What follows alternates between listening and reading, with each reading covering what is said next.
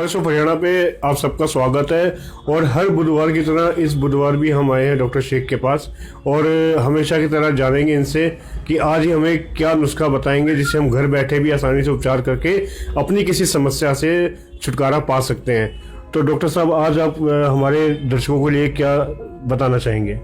नमस्कार। जिस तरीके से हमने पिछले बुधवार को नेक्स्ट वीक जो एक टिप्स दी थी अपने व्यूअर्स के लिए, एक टिप्स दी थी जो वो टिप्स थी पाइल्स के ऊपर, तो उस खबर को और उस प्रोग्राम को देखने के बाद तमाम हमारे पास आपके ज़रिए के द्वारा, आपके चैनल के ज़रिए से तमाम इंक्वायरियाँ वगैरह रही। तमाम व्यूअर्स ने, तमाम रोगी भाइयों ने जिनको जो परेशानियाँ थी उस तरीके से काफ़ी कॉल वगैरह हमारे पास आई।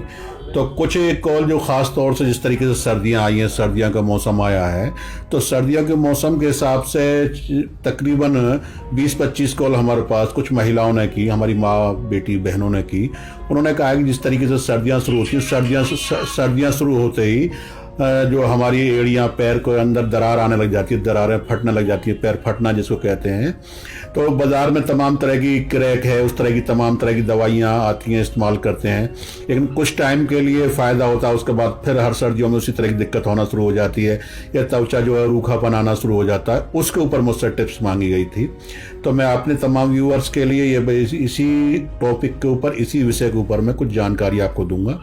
पहली बात, मैं उन तमाम माँ बहन बेटियों से कहना चाहता हूँ, एक छोटा सा नुस्खा मैं आपके लिए दे रहा हूँ। इस नुस्खे को नोट कर लें, किस तरीके से बनाना है, क्या करना है। अगर जिनको एड़ियाँ फटती हैं, क्रैक होती हैं, तो उनके लिए ख़ास तौर से हाथ पैर जहाँ भी उनको लगता है कि थोड़ा सा सूखापन है, वहाँ भी इस्तेमाल इसको कर सकती हैं। पहली बात, आपको क्या करना है कि आपको जो है 50 ग्राम, जो कम भी बना सकते हैं, उस रेशो को आप आधा कर सकते हैं, जो भी मैं बता रहा हूँ, या 20 ग्राम, जिससे 50 ग्राम आपको वैसलीन लेनी है, बाजार से किसी भी स्टोर से ख़रीद लीजिए। उसके अंदर आपको 20 ग्राम जो है अरंड ऑयल मिलाना है। अरंड ऑयल के साथ में आपको करीब 3 ग्राम कपूर मिलानी है। इसको आग पर धीमी आंच पर गर्म करके सारे को मिक्स कर लीजिए और मिक्स करने के बाद में इसको किसी भी जार में, डिब्बी में करके सेव करके रख लीजिए। कपूर इसलिए डाला गया है कि जिससे कि ख़राब ना हो, पहली बात ये समझ लें आप। और ये दवा नुस्खा आपका तैयार होगा। कोई बाज़ार से बड़ी महंगी क्रीम खरीदने की ज़रूरत नहीं, कोई दवाएँ जाने की ज़रूरत नहीं, लेने की ज़रूरत नहीं, कोई भी दवा आपको ख़रीदने की ज़रूरत नहीं है। तो इसको क्या करना है आपको, मैंने आपको बताया, वैसलीन बताई है, दूसरा आपको अरंड ऑयल, अंडी का तेल बताया, तीसरी कपूर बनाइए। कपूर जो हवन में इस्तेमाल होती है वही कपूर आपको लेना है। इस नुस्खे को बनाकर रख लीजिए और बनाने के बाद में जब भी आपको 2-3 दिन आपको करना क्या है कि आप जब सब चीज़ से, हर काम से फारिग हो जाए, काम से निबट जाए आपका, तो उसमें आपको सबसे पहले आपको क्या करना है, थोड़ा सा करीब 2 लीटर आपको पानी, गुनगुना पानी को गर्म करना है। गर्म को जब पानी गर्म हो जाए तो उस गर्म पानी को किसी भी परात है, तसला है, कोई बर्तन हो, चौड़ा बर्तन हो, उसको जो उसमें उस पानी को डाल लीजिए और दोनों पैर रखकर उसमें बैठ जाइए। 10 मिनट बैठने के बाद में फिर पैरों को जो है सूती कपड़ा, सूखा कपड़ा हो, उससे रगड़ साफ कर लीजिए, सुखा लीजिए। मेन चीज़ सुखाने से मकसद है।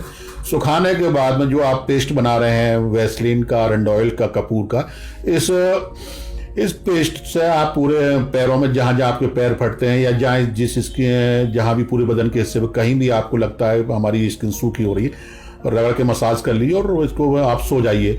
दूसरे दिन फिर गर्म पानी से इस तरीके से 3-4 दिन करने से कितनी गहरी बीमारी हो, कितना ही फटा हुआ हो, क्रैक हो, सारा का सारा ठीक हो जाएगा। अगर आप किसी प्रॉब्लम के लिए आप परेशान है, कोई दिक्कत है, तो आप हमसे इसी चैनल के अपनी कॉल कर सकते हैं, बता सकते हैं, नंबर पर बात कर सकते हैं। शुक्रिया।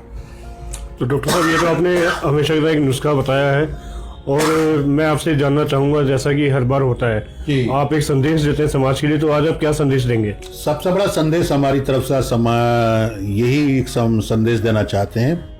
देखिए, कोरोना अभी ख़त्म नहीं हुआ है।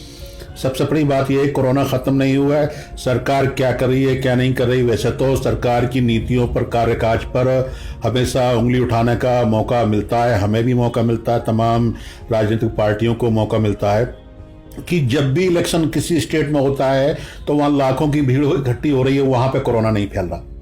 अभी कल ही जो है अमित शाह जी हैदराबाद गए, वहाँ पे भीड़ रैलियाँ हो रही हैं, वहाँ पे कोरोना नहीं हो रहा।